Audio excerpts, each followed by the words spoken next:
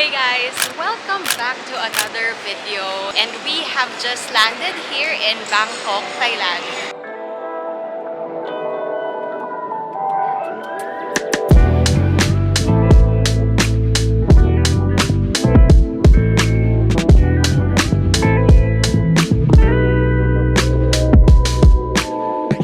So, nandito kami sa Bangkok para i-celebrate talaga yung birthday ni Gabby. Today is September 2 and yung birthday niya, September 3. Hindi ako nakapag-vlog kanina sa NAIA kasi hindi ko nalagyan ng memory card yung camera na to. So, medyo nag-organize kami ng mga maleta namin kasi not sure kung makakapag-check-in na kami sa Airbnb namin. Actually, ang plan talaga today ay magsha-shopping kami.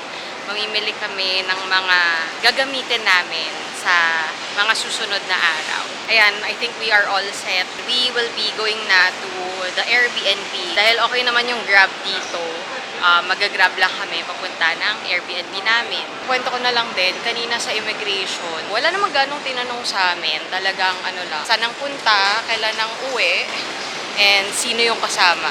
Walang tinanong about work, walang hiningin any other documentation and all. So yun, very smooth lang din yung process. I-share ko na lang din yung wifi namin. Nag-rent kami ng wifi sa Big Sky. I-deliver na sa bahay. So sa amin ganun, dineliver sa bahay. I got this for 2,600 won. Kasama na yung delivery fee. Dahil group kami, kapag group talaga, mas prefer ko na nakapakit wifi, lalo na kapag family, para hindi gano'ng madrain yung battery kapag nakikiconnect yung mga kasama mo sa'yo. Pero kapag solo, mas okay na SIM card na lang yung bilhin nyo and mag-only data na lang kayo. Hi, Gabby!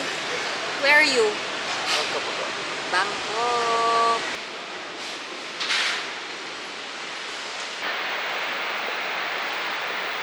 Ayan, so nag-book na kami. Sa may Sukhumvit area kami. And ang binook namin ay Grab SUV. And it costs mga 626 baht. So, pwede na rin. Hello! Ay, video kayo.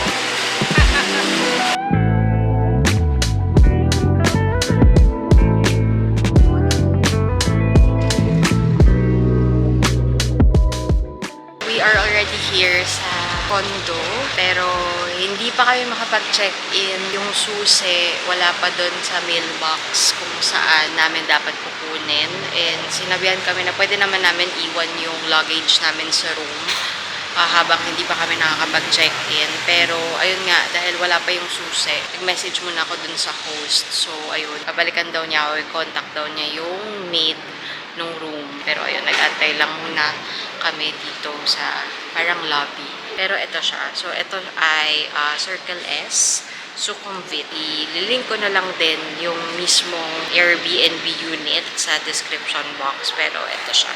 Ito ang kanyang lobby. Ayan. Sila mama. Antok na yung isa dyan eh. Hindi pa natutulog talaga. So, nandito na kami ngayon sa loob ng room.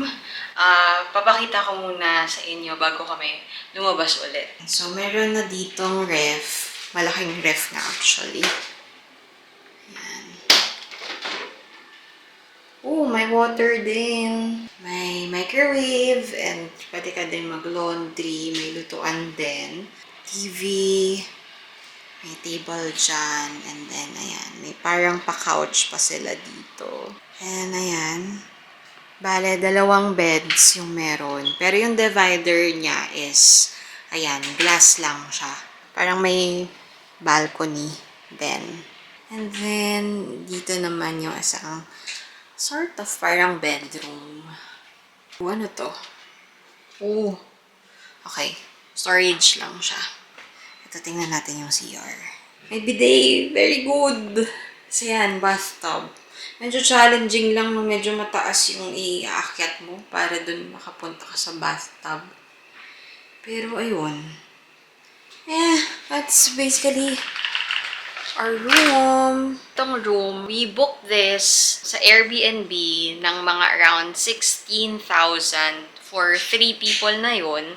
I think yung max na pwede dito is 4. From September 2 to September 7 yung booking namin. So, 6 days, 5 nights. Good yung 16,000 pesos. So, ang kakainan namin ay goang pratunam chicken. Actually, malapit na siya sa may Platinum area. Pero kasi, ang unahin namin ay Chatuchak kasi yun yung pinakamalayo or mas malayo dito sa Airbnb namin. Pero dahil medyo malapit naman yung Pratunam chicken, doon na din kami magla-lunch. Nasa Michelin Guide din kasi yun. So, dadali namin tong isang maleta.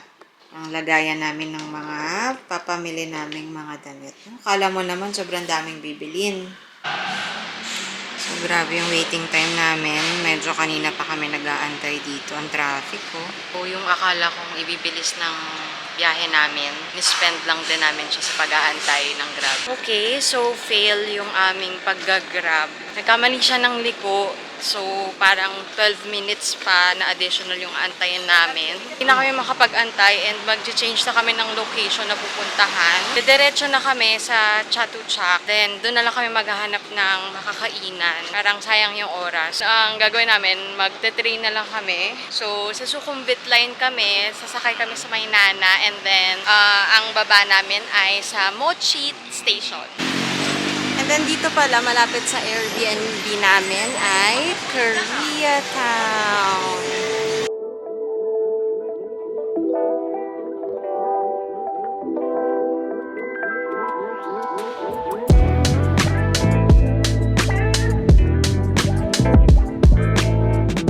So, nandito na kami ngayon sa Mochit Station. Malapit na actually dito yung Chatuchak. Nag-exit kami sa exit number 1. So, we're just going to walk from here to the Chatuchak Market. Grabe guys, ang init pa rin talaga. Actually, ang forecast is gloomy yung panahon, pero grabe ang init. So, ito, naglalakad lang kami. So, pagkababa nyo mismo ng train station, dire-diretsuhin nyo lang. Actually, hindi naman mahirap puntahan yung Chatuchak kasi ang daming nagpupunta. Let the other people walking be your guide. Dito pa lang, ang dami nang nagbebenta. Si Mama, siya kasi yung nagdadala ng luggage namin. Let's go. Ayan, so nandito na kami sa kainan. Actually, hindi ko nga alam kung ano yung pangalan ng kainan na to. Pero, kasi naglalakad lang kami kanina. Tapos, may nakita na kami mga upuan and tables. So, pumasok na kami dito. And, ayan, madami naman kumakain dito. So, let's see.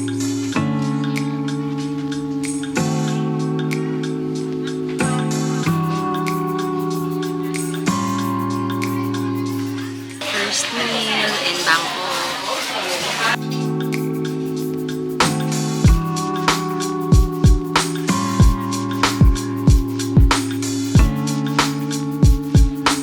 Yung drink ko is Longgan juice. Kalasa siya ng gulaman na sa atin. And then dito, kapag noodles yung bibilin mo, papapiliin ka nila ng kind ng noodles na gusto ko. So, madaming choices doon. Kasama naman sa menu. So, hindi mahirap mag-order kasi may pictures din. And somehow marunong mag-English yung mga staff nila. Magsa-start na kami mamili. And hindi namin alam completely kung saan kami magsa-start kasi nakakalula yung dami ng shops. But I guess, ikot-ikot na lang kami and then we'll see what we can buy. Basta, ang rule namin is kapag may nakita kang nagustuhan mo na, bilhin mo na. Pag yung tatandaan mo pa, tapos ikot ka pa and then babalikan mo. Bilhin mo na kasi baka hindi mo na ulit siya makita.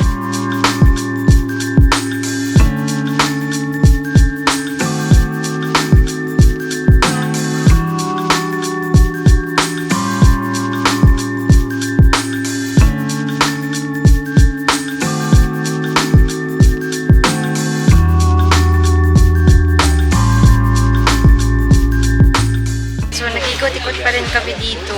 So, basta kung anong eskinita na lang yung mapasukan namin, doon kami titingin.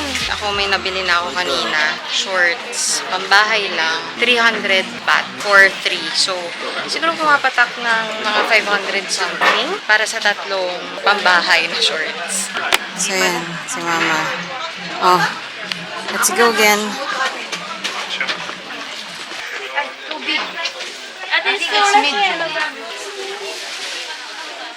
Where do you put Rub. Oh, yeah. Sleep. How much again? This one? One pack, one piece. Yes, one pack. 450 I give you one pack. 450. This one 670. Sleep 370. balm. Yeah, Japan. This one small. Ano, ito? Sa'yo. This one 520. This one 500. This one 520, this one This one 500. strong, na. That is stronger. This one stronger. This one strong. Mas gusto ko to. Ayan. What is the best? This one the best. This one, yeah. The best one. Okay. This one, Oh, 130 baht. One set. one set, 130. Yeah, one set. Okay. Ayan, ang dami na yung binili. Kasi mostly yan yung pasko sa lubong namin sa mga tao. Ayan. So, kaya kami may maleta para dyan. So, sinusok-sok lang namin sa loob. So, yung ano namin, yung binili namin na mga inhaler, ganyan, umabot siya ng 1,290 baht. Well, almost 2,100 in pesos. If you convert it, syempre parang medyo mahal, pero sobrang dami naming nabili. Parang packs of 12. So, ikot-ikot pa rin kami. Ewan ko kung hanggang saan kaya ng powers namin kasi pupunta pa din kami ng Platinum, pero hindi pa kami nakakabili ng mga tops namin. So, we'll just try a little bit more. Tapos, gora na. Ito, we got a couple of shirts here. Magaganda, parang graphic tees siya. Medyo may pagka-statement shirts. So, yun, pasok ulit. Maganda naman somehow yung tela. For 180 baht. Ayan yung kanilang section dito. 16.1. Hindi na kinaya ng powers namin. Ang init. And, ayun nga, balak pa namin pumunta ng Platinum. And it's already 4:30 p.m. Talagang hindi namin naikot ng todo yung Chatuchak. And hindi rin naman namin na-expect na maiikot namin talaga 100%. So ito, bumalik lang kami sa train station kung saan kami bumaba kanina, which is Mochit Station. We will be riding the same line going to Platinum Mall. So yung bababaan naman na station from Mochit is Ratchaturi na station. Mga pagoda na yung mga yan. Ganito ka-busy yung station na to. Grabe. Push na push talaga namin itong araw na to. Kasi pagod na talaga kami. Pero magka-Platinum Mall pa kami. No. Yes. Because Because? shopping is life. Wow! Ayan. So, nakalabas na kami ng train station. Bali, sinusundan lang namin sinabi ni Google Maps. I'm not sure if there is an easier way for you to go to Platinum Mall. Pero dito kami sa may, as in sa kalye, naglalakad. So, it's actually around like 12 minutes na lakad papunta doon sa Platinum Mall mismo. So yan, ito yung nilalakaran namin ngayon.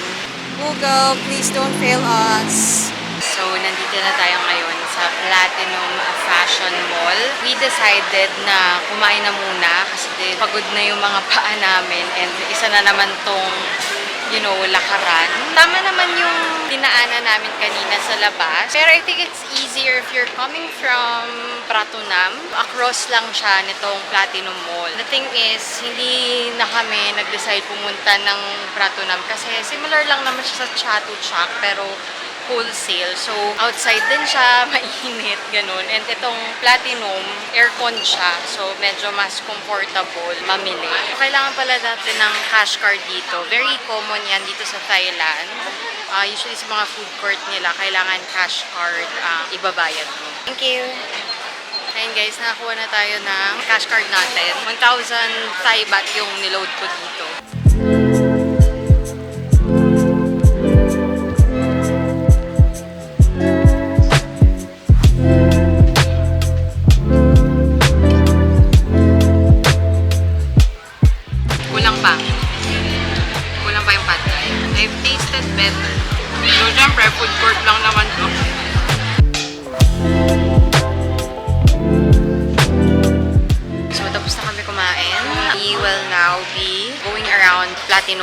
Mag-start kami from the 5th floor going down, and mostly dito actually ng mga binibenta are women's clothing, accessories, ganon. Parang 1 floor lang ata yung dedicated for men.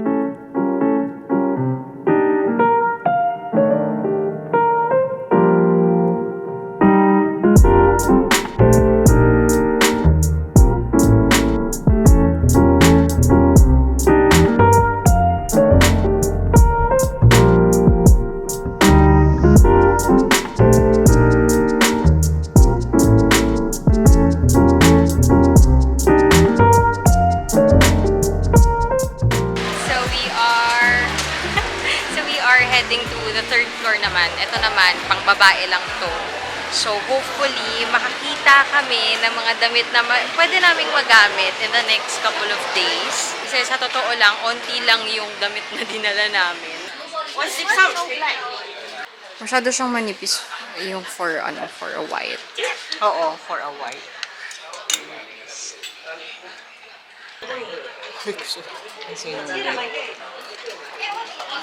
Planning to buy these two para 2 for 700. Ito guys, magaganda siya. Reasonably priced.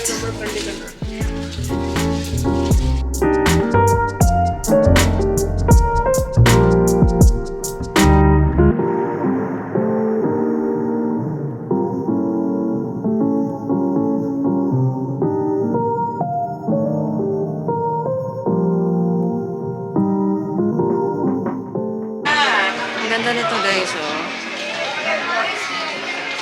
1,000 something siya. And set siya binibenta. Pero ang ganda. Pero wala akong paggagamitan. Para kanina sa'yo, kay ate. Pwede rin kay ate. Pwede rin sa... Okay.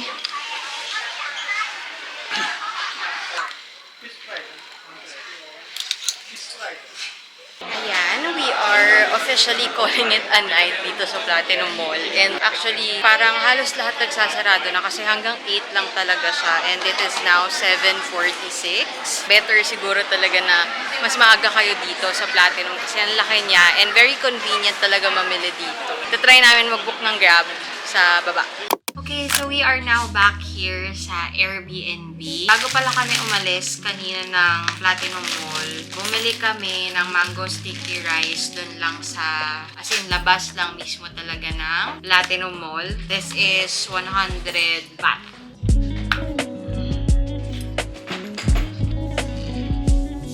Let's try.